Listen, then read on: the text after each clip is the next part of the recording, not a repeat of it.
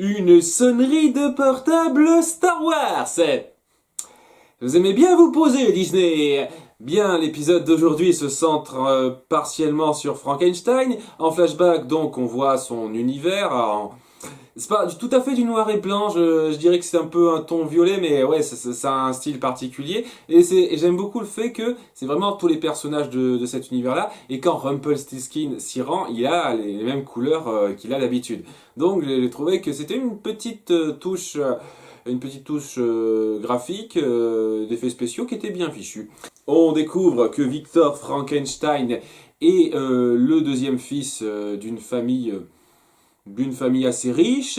Le fils aîné, lui, a tous les honneurs et il est bien aimé par son père. Leur mère est morte apparemment de je ne sais quoi. Peut-être que ce sera expliqué dans un épisode futur. Et il est très fier de son fils aîné qui est décoré, etc., etc.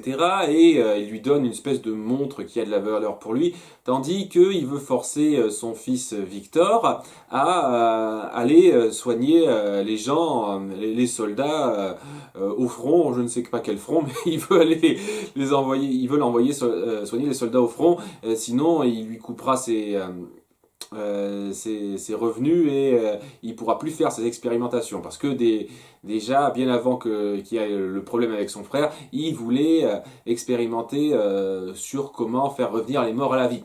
Il a attiré l'attention de Rumpelstiltskin, on sait comment, je ne sais pas, peut-être qu'il s'est baladé de monde en monde comme c'était possible, et qui a été attiré donc par le fait qu'il aurait la capacité possible de faire revenir les morts à la vie, ce qui n'est pas possible dans le monde des contes de fées. Voilà, donc apparemment, d'après ce qu'on voit, c'est pas parfaitement possible dans ce monde-là non plus. Pour l'instant, je sais pas, peut-être qu'à un moment donné, ils arriveront à trouver le moyen pour faire revenir les morts à la vie. M'étonnerait. Ouais, non, vraiment, ça m'étonnerait. Donc oui, il décide de le financer de façon à ce qu'il n'ait plus à reposer sur son père.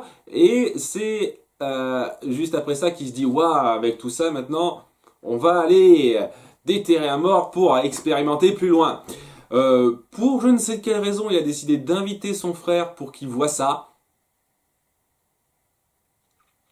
Voilà, hey, salut frérot, mes recherches avancent bien, regarde-moi déterrer ce cadavre. Ok, c'était une approche un peu discutable, Victor, je trouve. Je sais pas, ça sentait clairement le coup forcé pour faire en sorte que son frère soit abattu à ce moment-là parce qu'il a été trouvé par le fossoyeur. Et donc ouais, son frère meurt tragiquement beaucoup trop vite pour que ça me touche un tant soit peu et c'est vraiment très dommage. Et il décide donc d'expérimenter sur lui. Au début ça ne marche pas très bien parce que son cœur grille sous l'effet de l'électricité et Rumpel lui dit que pour arriver à faire ça il faudrait un cœur magique et c'est là qu'il l'envoie vers l'histoire qu'on avait vue dans l'épisode 4 ou 5, on va dire l'épisode 5, je suis plus sûr. Là, l'épisode centré sur Regina, où elle était manipulée par Rumpelstiltskin. Et on repasse juste après ça, où il a son cœur magique. Il arrive apparemment à ressusciter son frère. Mais bon, il a pas toute sa tête, quoi. Au début, il essaye de le présenter à son père et ce dernier tombe assez vite dans le coup du ah tu m'as menti, ce n'est pas mon fils, c'est un monstre. Alors que la seule chose qu'il a faite c'est être dérangé par une lumière, une bougie et la faire valdaguer au loin. Et là tout de suite il se dit ah mon Dieu, mais cette chose n'est pas humaine, ce n'est pas mon fils, c'est un monstre. Ça fait partie des trucs à nouveau qui vont un peu trop vite dans ce flashback. Je trouve qu'il aurait vraiment pu être coupé en deux. Donc pris de colère,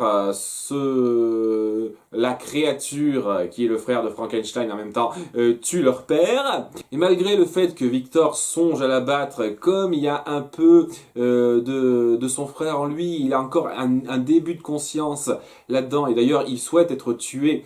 Il se dit qu'il a quand même encore les moyens de le sauver.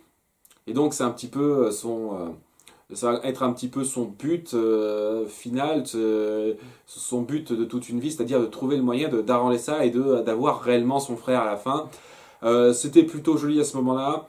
Ce qui me fait me dire à nouveau pourquoi Regina, dans son épisode, l'épisode 5, où elle est confrontée Daniel et elle se dit oh il n'y a plus rien à faire pour lui alors qu'il y a clairement encore un peu de lui là-dedans. Directement oh je vais le réduire en poussière et c'est foutu quoi. À nouveau ça aurait été pas mal de développer un peu ça. Comme il y aurait eu pas mal de trucs qui auraient été mieux fait d'être développés un peu plus en détail dans ce flashback. J'aime beaucoup le côté dramatique de la chose. C'est une vision intéressante de Frankenstein, c'est-à-dire que le docteur Frankenstein fait ça pour la science au départ, mais il a décidé d'aller un cran plus loin parce que c'est son frère qui veut faire revenir, pas n'importe qui, son frère pour qui il a beaucoup d'affection, et donc voilà, ça rajoute un côté tragique, dramatique, intéressant. Dans notre monde, oh là, je vais avoir beaucoup de trucs à dire. Donc juste après l'accident, Emma et pas mal d'autres types arrivent, sont très rapides à réagir. Je sais que c'est une petite ville, mais à ce point-là quand même. Et donc ça empêche Rumpelstiltskin de tuer Crochet malgré le fait qu'il soit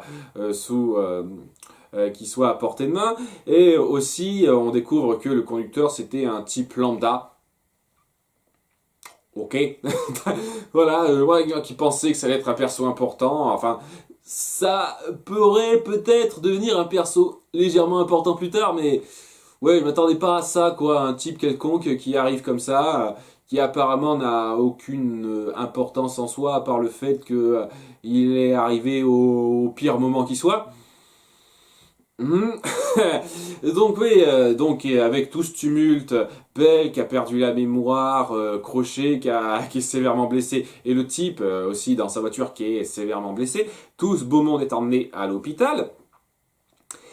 Et bon, il y a plusieurs trucs qui vont se passer en parallèle, donc je vais essayer de les mettre bloc par bloc. On commence par notre conducteur anonyme, entre guillemets, il découvre assez vite son nom et il m'a pas marqué plus que ça. Si ça devient un personnage important, j'essaierai de m'en souvenir. Donc au début, ils se disent, oh mon dieu, si ce type... raconte ce qu'il a vu parce qu'apparemment il aurait vu Rumpelstiltskin faire de la magie, ça pourrait amener l'attention sur nous et on deviendrait un phénomène de foire. Donc c'est un peu à éviter. Donc tout le monde, notre héroïne Emma, ses parents, ses parents et qui en a notre Rouge et le roi, c'est-à-dire Grincheux, sont là. Et c'est leur seule préoccupation. Je veux dire, il y a Cora qui est là, qui risque bien de foutre la merde. Regina est injoyable. On va tous rester assis comme des cons à s'inquiéter de ce truc-là seulement. Et j'aime bien le truc, ils disent, occupons-nous d'abord de ce qui est le plus urgent. D'accord, le plus urgent c'est de soigner ce type. Seulement vous pouvez rien faire pour le soigner, c'est justement le Dr Well qui s'en charge. Donc, vous restez là comme des glandus, tout le monde. Je veux bien comprendre qu'il y en ait un ou deux d'entre vous qui restent là, mais tout le monde reste là comme des glandus à dire oh mon Dieu, et si nous dévoile, etc., etc. Oh mon Dieu, que va-t-il nous arriver? Sans vous préoccuper de ce qu'il y a de réellement urgent, c'est-à-dire le fait que Cora soit là, que vous ayez la confirmation. J'adore aussi le fait que voilà, le Dr Hopper est revenu dans l'épisode précédent, on ne le voit pas ici, alors que je sais pas, ils ont mis énormément de personnages là-dedans et donc je peux comprendre qu'ils mettent pas qu'ils puissent pas mettre toute une ribambelle de personnages dans tous les épisodes, mais je veux dire voilà, le Dr Hopper est revenu, je veux dire, il y a bien un personnage qui aurait mérité d'avoir un peu de participation là-dedans, c'est lui, je veux dire, j'aime bien le personnage de le roi dans l'absolu, mais voilà, si ça avait pas été le roi et que ça avait été le Dr Hopper à la place, ça aurait été un peu mieux, je trouve. Et puis mine de rien, on a une petite conversation entre Emma et Crochet par rapport au fait est-ce que vous savez si où est Cora? Et il dit non, je sais pas. Ils ont un petit échange, un petit dialogue un petit peu tac au tac, bien sympathique, mais et voilà quoi. Et après, ils se préoccupent plus de ça. Et d'ailleurs, quand ça se règle à la fin, ils se disent, ils rentrent tous chez eux. J'espère qu'on va pouvoir avoir un peu de paix, un peu de calme là tout de suite. Ouais, à part le fait que Korra est là et qu'il y a plusieurs merdes qui pourraient se produire à cause de ça, mais non, on va pas s'en occuper, préoccuper tout de suite. C'est pas grave, ça peut attendre ça. C'était pareil à l'épisode précédent. C'est dingue que vous puissiez pas peser l'ampleur de cette menace. Je trouve ça dingue, personnellement. C'est comme si le scénario exigeait qu'il ne se concentre pas trop sur Korra pour l'instant parce que besoin scénaristique, quoi. Enfin bon. Pendant tout ça, il compte sur Well pour faire ça, mais c'est à ce moment-là que Well est en pleine phase de dépression, notamment parce que par rapport à ce qui est arrivé dans l'épisode précédent où on l'avait vu autour de Regina. Et donc c'est à ce moment-là qu'il décide qu'il est pas globe, il est un peu sous, en étant complètement désenchanté, désabusé, et il décide de fuir l'hôpital et de contempler le suicide. Pendant un moment, étant donné que tout va trop vite, j'ai vraiment eu l'impression qu'ils essayaient de conclure tout ce qu'il y avait à dire sur le docteur Frankenstein dans son flashback. Je me suis dit à ce moment-là, je crois qu'ils vont aller jusqu'au bout. Je sais, c'est un peu le seul truc que le flashback ait réussi, c'est vraiment de me faire croire vraiment qu'il allait se suicider, le personnage. Mais bon, il a essayé, mais Rouge est là pour l'en empêcher. Et ils ont un très bon dialogue où elle dit, oui, moi aussi, je suis un monstre, avec tout ce que j'ai fait, j'ai mangé mon petit ami. Voilà, mais le truc, c'est que le fait d'avoir pris une nouvelle vie, ça peut être une nouvelle chance pour nous, et on pourrait en profiter. Et la première chose à faire, ce serait de repartir sur le bon pied et de sauver cet homme. Voilà. Et donc, c'était plutôt bien fichu, je trouve. Malheureusement, avec tout ce qui se passe, que ça va un peu trop vite sur pas mal de points, mais c'était un très bon échange entre les deux personnages, qui sont un peu les deux personnages monstres, monstres universels, c'est-à-dire, ouais, loup-garou, Frankenstein. Donc voilà, le lien entre les deux était intéressant. Donc il finit par se reprendre, il soigne le patient, et et donc, bon, ça a l'air de repartir d'un meilleur pied pour lui. Emma vient l'interroger et lui dit que le patient en question lui dit qu'en fait, il était en train de faire un texto en conduisant et qu'il n'a rien vu lors de son accident. Donc, et donc, ça explique le fait qu'il ait écrasé le capitaine Crochet. Et Emma le croit parce que bon, elle a toujours ce sens qui lui permet de dire quand quelqu'un ment. Sauf qu'apparemment, ce sens ne marche pas très bien, vu que en fait, il a menti parce qu'il a vu quelque chose. Ok, ouais, j'imagine que quand on m'a repris, je dis que je revenais pas là-dessus, mais quand on m'a repris sur le fait que Emma a décelé que Regina mentait quand elle a dit qu'elle aimait son fils, oh non, c'est pas un vrai pouvoir, ça marche pas tout le temps, je veux dire, ça me paraissait tellement évident, quoi, que étant donné que c'est la sauveuse, surtout comme on l'a vu dans un épisode précédent, elle a des pouvoirs magiques et tout, quoi, ça me paraît un peu évident que ça a l'air d'être une science un peu exacte, c'est d'être une magie exacte, ça, et apparemment non. Je sais pas, à moins qu'on parvienne à démontrer que pour une raison X, ce type a une espèce d'aura particulière qui permet de faire en sorte que la magie ne l'atteigne pas ou une connerie comme ça, et donc il est immunisé face au détecteur de mensonges des mages. Je trouve ça un peu...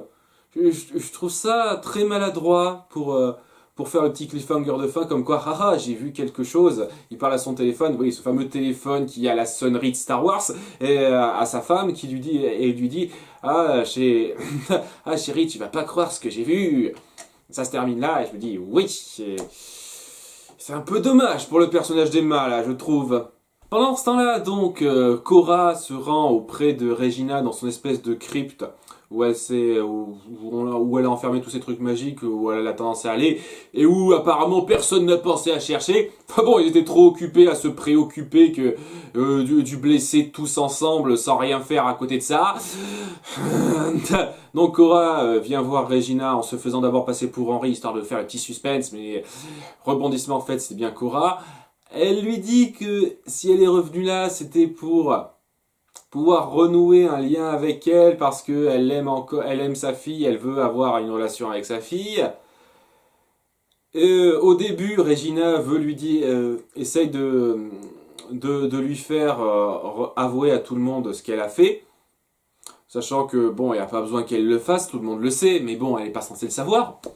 Je trouve ça un peu bizarre, quoi, qu'elle ait pas essayé de se mettre aux nouvelles, d'espionner un petit peu ce qui se passait. Apparemment, elle était tout seule dans son coin. Je veux dire, elle a de la magie, quoi. Elle a rien qui lui permette de voir ce qui se passe dans certains coins. Je sais pas, c'est un détail, ça.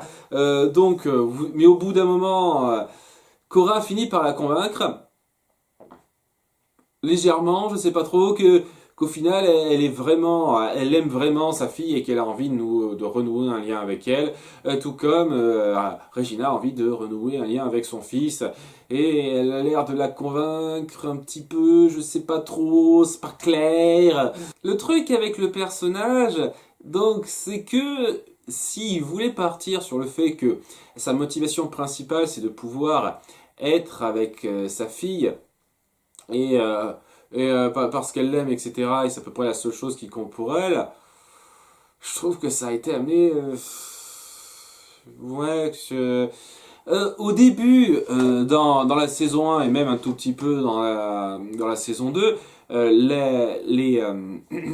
les motivations de Cora, c'était un petit peu de s'identifier à travers sa fille. Elle voulait que sa fille soit exactement comme elle et qu'elle réussisse là où elle n'a pas su réussir elle-même. Elle voulait qu'elle épouse la royauté parce qu'elle voulait qu'elle ait le pouvoir qu'elle n'a pas pu avoir. Ce genre de truc. Sachant que honnêtement, pourquoi elle n'a pas essayé d'obtenir ce pouvoir-là quand elle a reçu ses pouvoirs magiques?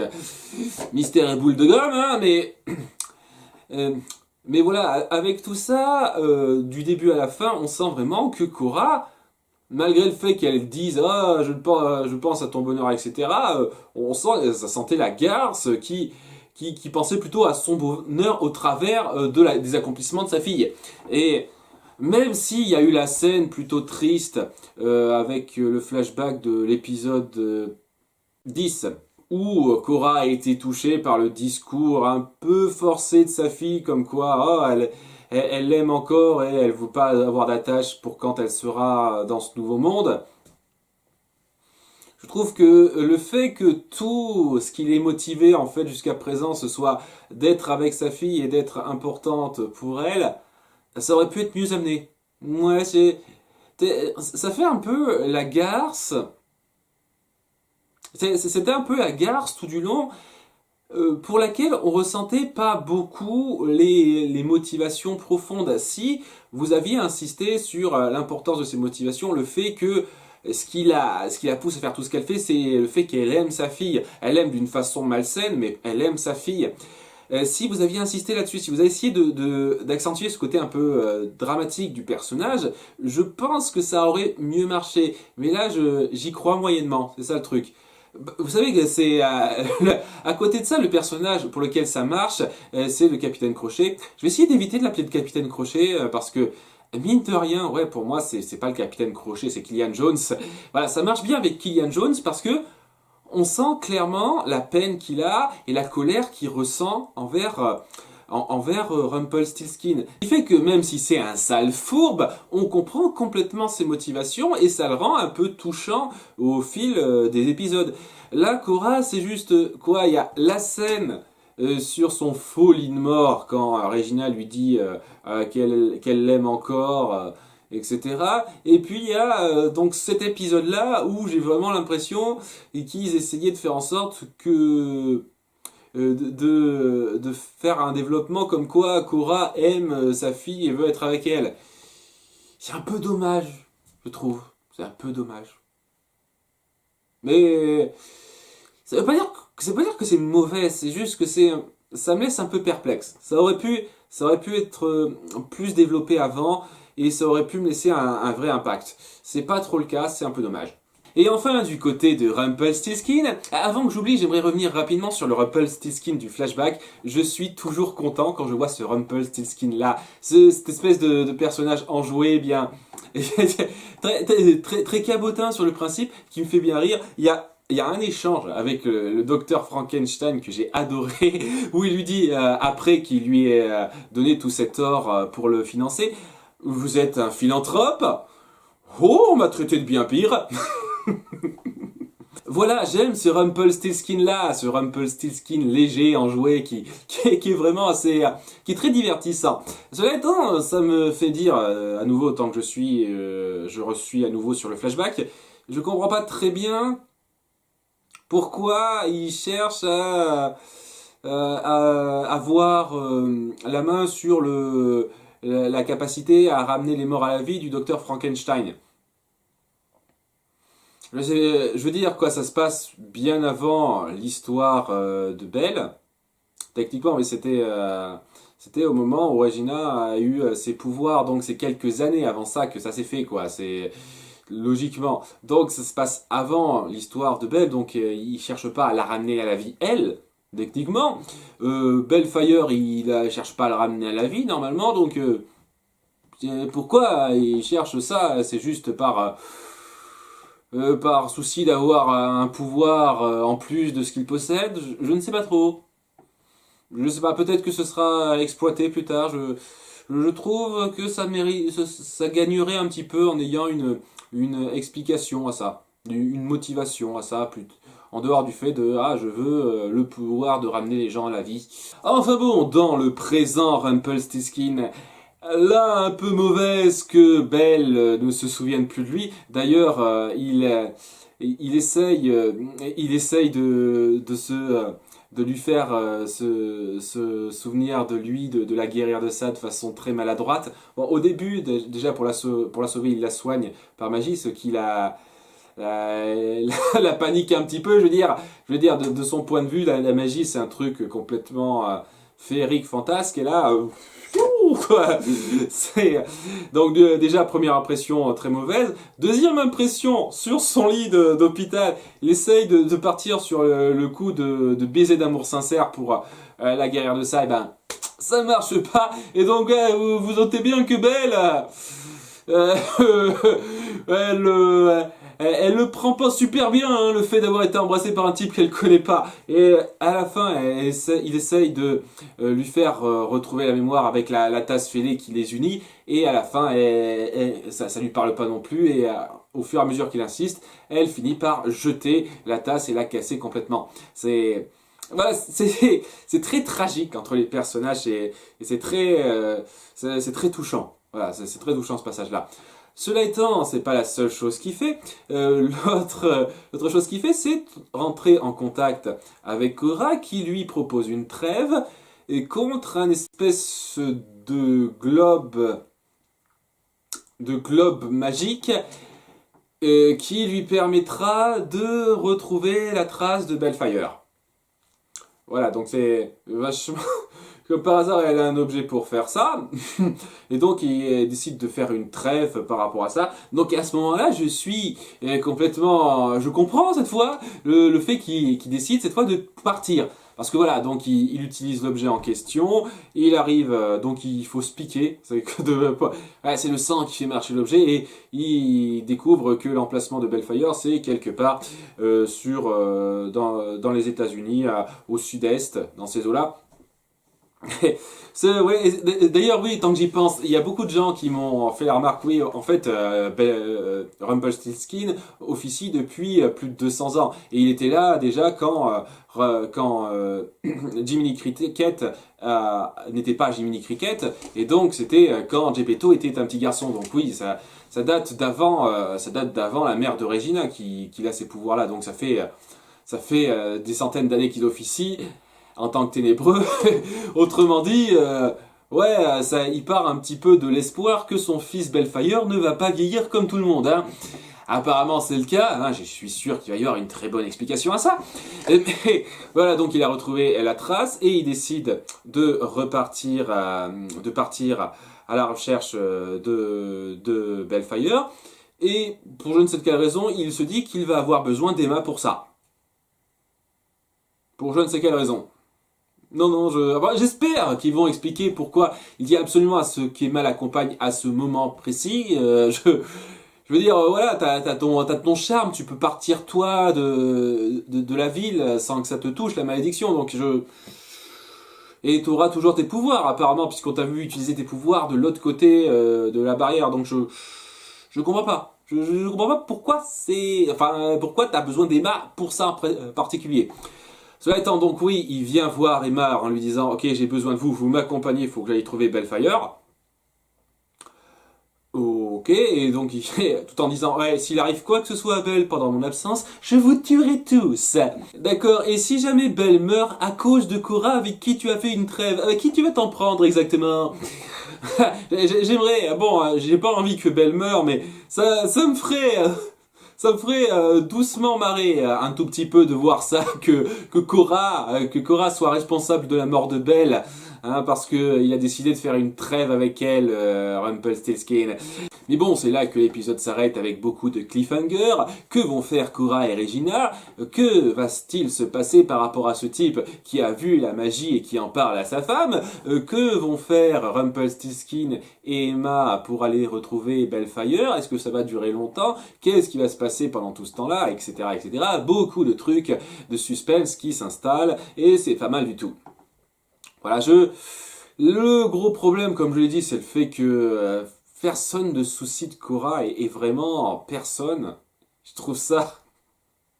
Je veux dire, ouais, il y a ce petit problème comme quoi il y a quelqu'un qui pourrait dévoiler qui ils sont. Et je veux dire, ok, je comprends que ça vous inquiète, mais Cora je vais pas insister plus que ça là-dessus, mais voilà. Et puis il y a le fait aussi que il y a pas mal de trucs qui vont trop vite. Voilà, on n'est pas au niveau de l'épisode 22 de la saison 1 où là vraiment on nous ferait trop de trucs. Là c'était encore un rythme un peu acceptable, mais il y a quand même quelques petits trucs ci et là qui vont un peu trop vite, qui auraient mérité d'être davantage développés. Mais mine de rien, je trouve que ça peut encore, ça passe encore correctement. Tous les trucs qui sont instaurés sont pas mal du tout, j'attends de voir la suite. Au passage, je me suis complètement gouré avec le fait que apparemment ce serait la fin du premier arc de cette saison. Le deuxième arc sera plus court, donc voilà, je suis sûr que des gens ont dit qu'il y avait deux arcs dans cette série, dans cette saison, et même qu'il y en avait deux arcs dans la saison 3, il me semble. Donc ouais, apparemment le deuxième arc va être plus court.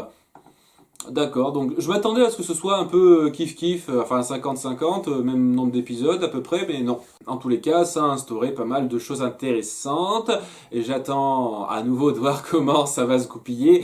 Des fois j'ai été déçu, des fois pas, j'espère que ce sera pas le cas ici, que je serai pas déçu. Il y a un des développements que j'espère voir, c'est le fait que Rouge et le Dr. Wells se rapprochent. Pas forcément en tant que couple, si en tant que couple ce serait super, mais qui se rapprochent au moins en tant qu'amis, amis un peu proches, vous voyez, ça serait intéressant d'avoir une petite dynamique de duo, amis, amoureux entre eux, ce serait sympathique, intéressant. Sinon, ouais, j'ai déjà beaucoup trop parlé, là, il y avait énormément de trucs à dire. Merci d'avoir suivi, à bientôt pour l'épisode 13, en espérant qu'il ne porte pas malheur. À bientôt, ciao!